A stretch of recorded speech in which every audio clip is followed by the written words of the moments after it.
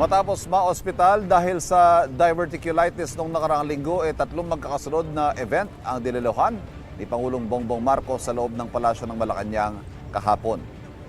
Una riyan ang farewell call ni US Ambassador Mary Kay Carlson.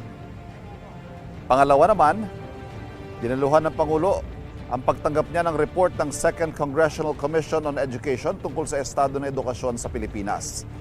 Ibinigay rin doon sa Pangulo ang mga plano ng lehislatura para sa edukasyon sa susunod na 10 taon. At pangatlo, ang ceremonial handover para sa pamumuno ng Pilipinas sa Association of Southeast Asian Nations o ASEAN Summit ngayong taon. Hindi pa sigurado Malacanang kung kailan babalik sa normal ang schedule ng Pangulo, pati ang kanyang pagdalo sa mga aktibidad sa labas ng palasyo. Pero ang pagtitiyak ng Pangulo, maayos na ang kanyang kalagayan.